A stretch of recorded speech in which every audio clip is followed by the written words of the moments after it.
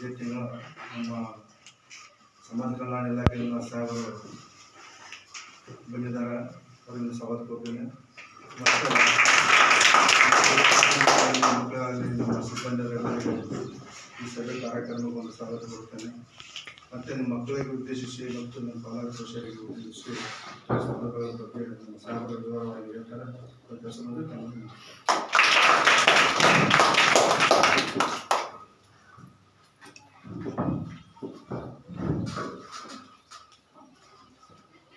ಇವತ್ತಿನ ದಿವಸ ಸಾಮಾಜಿಕ ಪರಿಶೋಧನೆ ಇದು ಪೋಷಕರ ಸಭೆ. ಪೋಷಕರು ಎಲ್ಲರೂ ನಿಮ್ಮ ತಾಯಿ ತಂದೆ ಎಲ್ಲರೂ ಇರಬೇಕಾಗಿತ್ತು.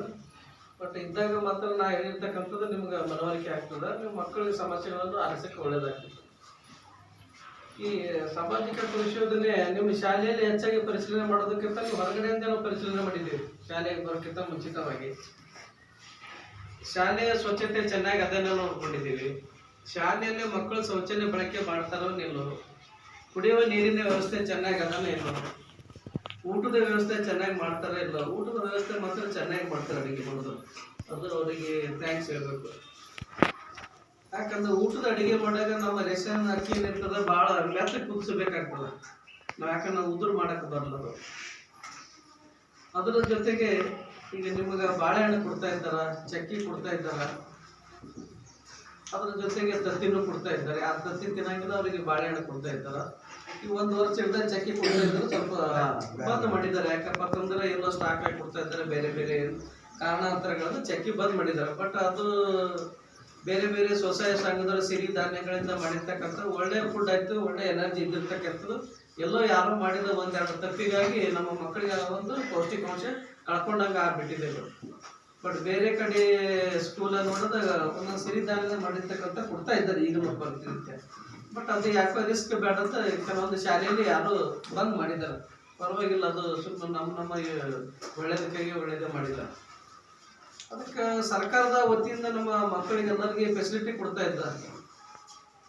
ನಿಮಗೆಲ್ಲ ಕಲೀಲಕ್ಕ ದೊಡ್ಡದೊಂದು ಬಿಲ್ಡಿಂಗ್ ಕೊಟ್ಟಿದ್ದಾರ, ನಮ್ಮೆಲ್ಲ ಶಿಕ್ಷಕರು ಕೊಟ್ಟಿದ್ದಾರ, ನಿಮಗೆ ಆಟ ಪಾಠಕ್ಕೆಲ್ಲ ಸಾಮಗ್ರಿಗಳು ಕೊಟ್ಟಿದ್ದಾರ, ನಿಮಗೆ ಕಲೀಲಕ್ಕ ಬುಕ್ಸ್ ಕೊಟ್ಟಿದ್ದಾರ, ನೋಟ್ಸ್ ಕೊಟ್ಟಿದ್ದಾರ, ಬಟ್ಟೆ ಕೊಟ್ಟಿದ್ದಾರ, ಶೂಸ್ ಕೊಡ್ತಾ ಇದ್ದಾರ, ಊಟ ಮಾಡೋಕ್ಕೆ ಎಲ್ಲ ವ್ಯವಸ್ಥೆ ಮಾಡ್ತಾ ಇದ್ದಾರ.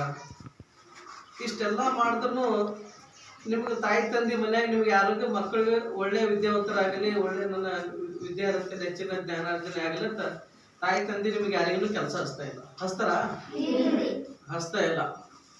ಅದಕ್ಕೆ ನೀವು ಎಚ್ಚೆತ್ಕೊಳ್ಬೇಕು ಮಕ್ಕಳಾಗಿರ್ತಕ್ಕಂಥವ್ರು.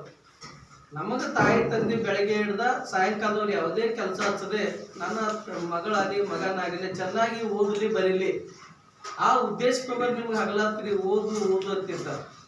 ಮನೆಗೆ ಬಂದಾಗ ನಿಮ್ಗೆ ಸುಮ್ಮನೆ ಕೊಡಂಗಿಲ್ಲ. ಅವ್ರು ಆಟ ಆಡಕ್ಕೆ ಜಾಸ್ತಿ ಓದಿ ಅಂದ್ರೆ ಮನೆಗೆ ಬಂದು ಪ್ಲೇ ಓದ್ಕೋತ ಕೊಡು. ಸಾಯಂಕಾಲ ಊಟ ಮಾಡತಕ್ಕ ಓದು, ಆಮೇಲೆ ಮಾಡ್ತಾರೆ ಮರುದಿವ್ಸ ನಾಳೆ ಆಡಕ್ಕೆ. ಇಷ್ಟೊಂದೆಲ್ಲ ತಾಯಿ ತಂದೆ ಹೇಳ್ತಿರ್ತಾರೆ. ನಮ್ಮ ಶಿಕ್ಷಕರು 9:00 ಬಂದಿರ್ತಾರ. ಬಂದು ಬಿಸಿ ಹಾಲು ಕೊಟ್ಟಿರ್ತಾರ, ಆಮೇಲೆ ಪ್ರಾರ್ಥನಾ ಮಾಡಿರ್ತಾರ, 10ನೇ ಕ್ಲಾಸ್ ನಡೀತದ, ಮತ್ತು 1:15 ಊಟ ಬಿಟ್ಟಿರ್ತಾರ. ಊಟ ಆದ್ಮೇಲೆ ಮತ್ತು 4:15 ಕ್ಲಾಸ್ ಬಿಟ್ಟಿರ್ತಾರ. ಇಲ್ಲಿವರೆಗೆ ಸತತವಾಗಿ ನೀವು ವಿದ್ಯಾರ್ಜನೆ ದಿನನಿತ್ಯ ನಡೀತಾ ಇರ್ತದ. ಆದರೂ ಸಹಿತ ನೀವೆಲ್ಲ ವಿದ್ಯಾರ್ಜನೆಯಲ್ಲಿ ಹೆಚ್ಚಿನ ಒಂದು ಮಹತ್ವವನ್ನು ಪರಿಗಣಿಸ್ತಾ ಇಲ್ಲ. ಯಾಕಂದ್ರೆ ಇಷ್ಟೊಂದೆಲ್ಲ ಗೌರ್ಮೆಂಟ್ ಫೆಸಿಲಿಟಿ ಕೊಟ್ಟು ನಮ್ಮ ತಾಲೂಕಿನ ಊರಲ್ಲಾಗಿ ಹೇಳ್ಬೇಕಂದ್ರೆ ಒಂದು 10-15 ಮಂದಿ MBBS ಇರಬೇಕಾಗಿತ್ತು, ಒಂದು 10-15 ಮಂದಿ ಇಂಜಿನಿಯರ್ ಆಗಿರ್ಬೇಕು, ಒಂದು 10-15 ಮಂದಿ ಸೈಂಟಿಸ್ಟ್ ಆಗಬೇಕಾಗಿತ್ತು, ಪ್ರೊಫೆಸರ್ ಆಗಬೇಕಾಗಿತ್ತು, ಬೇರೆ ಬೇರೆ ವಿವಿಧ ಕ್ಷೇತ್ರಗಳಲ್ಲಿ ಏನೇನೋ ಆಗಬೇಕಾಗಿತ್ತು.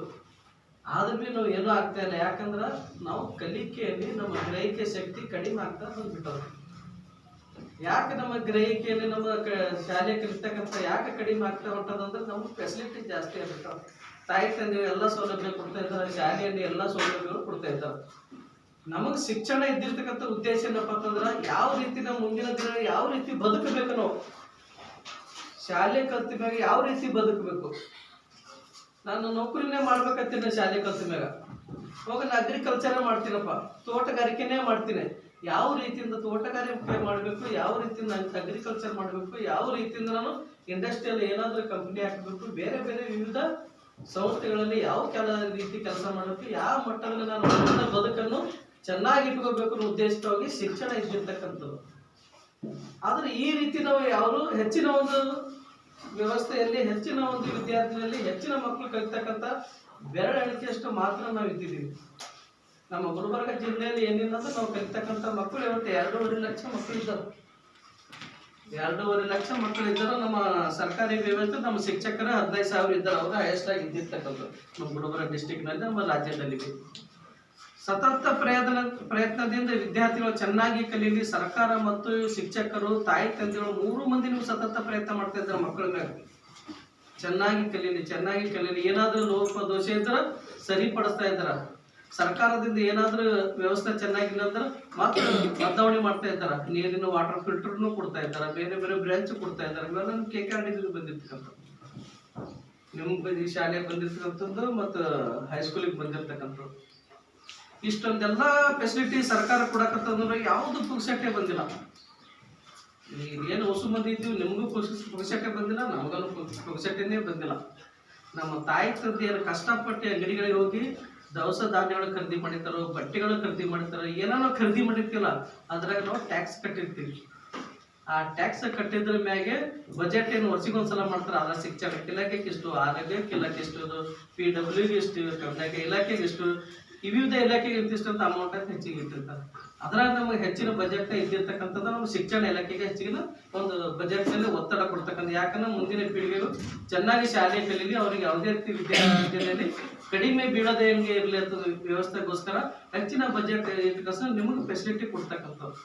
ನೀವೆಲ್ಲ ಏನು ತಿಳ್ಕೊಂಡ್ಬಿಟ್ಟಿರ್ತೀರಿ, ನಮಗೆಲ್ಲ ಕೊಟ್ಟು ಸರ್ಕಾರ ಪುಕ್ಸಟ್ಟೆ ಕೊಟ್ಟಂದ್ರೆ ಪುಕ್ಸಟ್ಟೆ ಎಲ್ಲಿಂದ ಬರೋಂಗಿಲ್ಲ. ಅದಕ್ಕೆ ನಿಮ್ಗೆ ನೆನಪಿರ್ಬೇಕು, ನನಗೆ ಸರ್ಕಾರ ಏನು ಕೊಟ್ಟದಂದ್ರೆ ನಾವು ಕಟ್ಟಿರ್ತಕ್ಕಂಥ ಟ್ಯಾಕ್ಸ್ಲಿಂದ ನಮ್ಗೆ ಸರ್ಕಾರ ಫೆಸಿಲಿಟಿ ಕೊಟ್ಟದ. ಆ ಫೆಸಿಲಿಟಿಯಿಂದ ನಾವೆಲ್ಲರೂ ಓದ್ತಾ ಇದ್ದೀವಿ, ಬರಿತಾ ಇದ್ದೀವಿ ಅಂದಾಗ ನಮಗೆ ಅರಿವಿರ್ಬೇಕು. ಅರಿವಿದ್ದಾಗ ಮಾತ್ರ ನಾವು ಓದತಕ್ಕ ಸತತವಾದ ಪ್ರಯತ್ನ ಮಾಡಬೇಕು.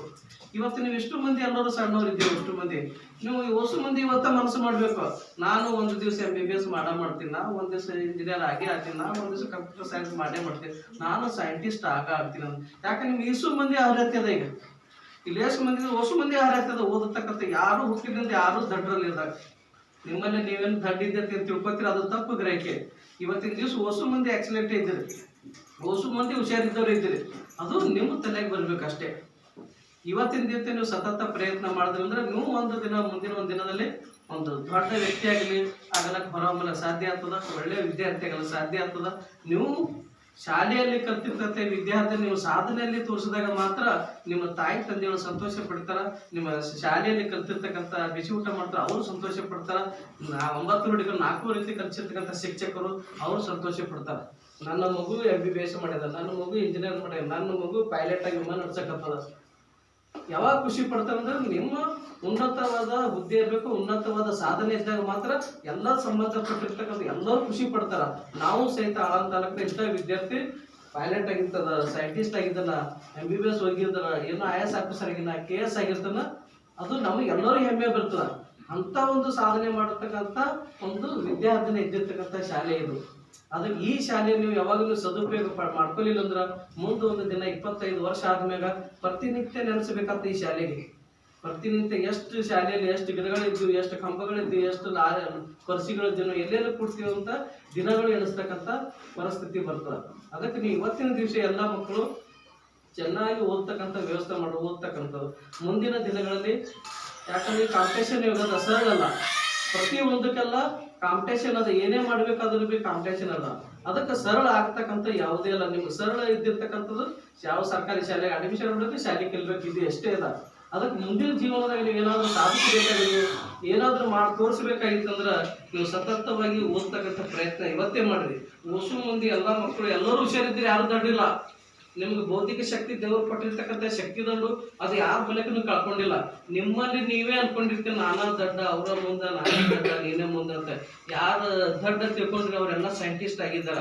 ಯಾರು ನಿನ್ನ ಮಗು ದಡ್ಡ ಮನೆಗೆ ವಾಪಸ್ ಕಳ್ಸಿರ, ಅವ್ರ ತಾಯಿ ತಂದೆ ಕಲಿಸಿ ಸೈಂಟಿಸ್ಟ್ ಮಾಡಿ ತೋರಿಸಿದಾರೆ ದಡ್ಡಿದ್ದ ಮಗುವಿಗೆ. ಅದಕ್ಕೆ ನೀವು ಇದ್ದವ್ರು ಯಾರು ನೀವು ದಡ್ಡಿಲ್ಲ. ಅದಕ್ಕೆ ಓದತಕ್ಕಂಥ ವ್ಯವಸ್ಥೆ ಮಾಡ್ರಿ. ಸರ್ಕಾರ ಕೊಟ್ಟಿರ್ತಕ್ಕಂಥ ಫೆಸಿಲಿಟಿ ಸದುಪಯೋಗ ಪಡ್ಕೋರಿ. ಅಂದಾಗ ಮಾತ್ರ ನೀವು ಓದ್ತಕ್ಕಂಥದ್ದು ನಿಮ್ಗೆ ಸಫಲ ಆಗ್ಲಿಕ್ಕೆ ಸಾಧ್ಯ ಆಗ್ತದೆ. ಗ್ರಾಮಕ್ಕದ ಒಳ್ಳೆ ಹೆಸರು ಬರ್ಲಕ್ಕ, ನಿಮ್ಗೆ ಕಲಿಸಿರ್ತಕ್ಕಂಥ ತಾಯಿ ತಂದೆ ಒಳ್ಳೆ ಹೆಸರನ್ನ ಬರ್ಲಕ್ಕ ಸಾಧ್ಯ ಆಗ್ತದೆ. ಈ ಶಾಲೆ ಹೆಸರು ಚೆನ್ನಾಗಿ ಹೆಸರು ಬರ್ಬೇಕಾದ್ರೆ ನೀವು ಹಗಲ ರಾತ್ರಿ ಓದಲೇಬೇಕು. ಅದಕ್ಕೆ ನೀವು ಇವತ್ತಿನ ಹಿಡಿದು ಎಲ್ಲರೂ ಓದ್ತಿರಲ್ಲ, ಓದತಕ್ಕಂಥ ಪ್ರಯತ್ನ ಮಾಡಿ. ನಿಮಗೆ ಅಸ್ತ್ರವಾಗಿದ್ದಿರ್ತಕ್ಕಂಥ ಓದತಕ್ಕಂಥದ್ದು ಒಂದೇ ಅಸ್ತ್ರ. ಈ ಓದೋದು ಬಿಟ್ಟು ನಿಮಗೆ ಬೇರೆ ಏನೂ ಸಾಧ್ಯನೇ ಇಲ್ಲ.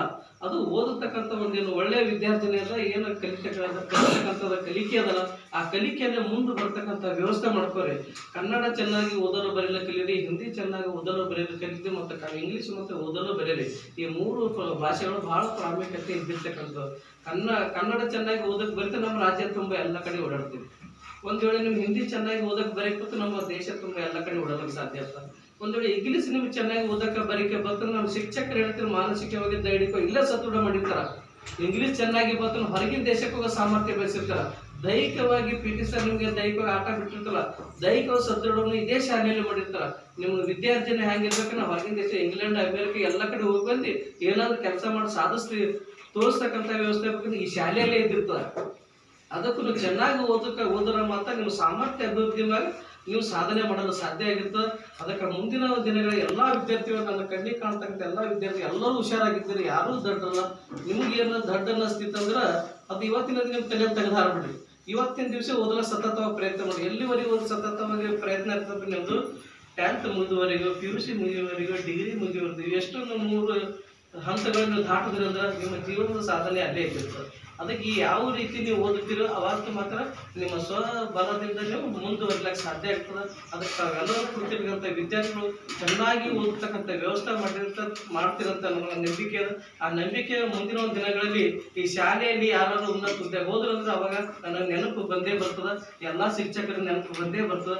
ಅದಕ್ಕೆ ನಿಮ್ಗೆ ಹೇಳ್ತಕ್ಕಂಥ ಉದ್ದೇಶ ಇಷ್ಟೇ, ನಾನು ಮುಂದಿನ ಚೆನ್ನಾಗಿ ಓದ್ತಕ್ಕಂಥ ವ್ಯವಸ್ಥೆವಾಗಿ ಏನಾದ್ರೂ ಬದಲಾವಣೆ ಆಗ್ತೀನಿ ಅನ್ನೋ ಒಂದು ಉದ್ದೇಶ ಕನಸು ಕಾಣ್ರಿ ಅನ್ನೋದು. ಆ ಕನಸು ಕಾಣ್ದಾಗ ಮಾತ್ರ ಏನಾದ್ರೂ ನೀವು ಒಂದು ಒಳ್ಳೆಯ ಅಭ್ಯರ್ಥಿ ಹೊರಬರಲು ಸಾಧ್ಯ ಆಗ್ತದೆ. ಆ ನನಸು ಮಾಡಿದ್ರೆ ಅಂದ್ರೆ ಅವಾಗ ಎಲ್ಲರೂ ಅವಕಾಶ ಮಾಡಿಕೊಟ್ಟಿರ್ತಕ್ಕಂಥ ಎಲ್ಲರೂ ನಿಮಗೆ ಹೆಲ್ಪ್ ಮಾಡಿರ್ತಾರ, ಅವ್ರಿಗೆ ಅವಾಗ ಸಂತೋಷ ಆಗಲಿಕ್ಕೆ ಸಾಧ್ಯ ಆಗ್ತದೆ. ಅದಕ್ಕೆ ಮುಂದಿನ ದಿನಗಳಂತ ಎಲ್ಲ ವಿದ್ಯಾರ್ಥಿಗಳು ಚೆನ್ನಾಗಿ ಓದಲಿ ಬರಲಿ ಅಂತ ಹೇಳ್ತಾ ನನ್ನ ಮಾತು ಮುಗಿಸಿ ತಮಗೆಲ್ಲರೂ ಧನ್ಯವಾದ.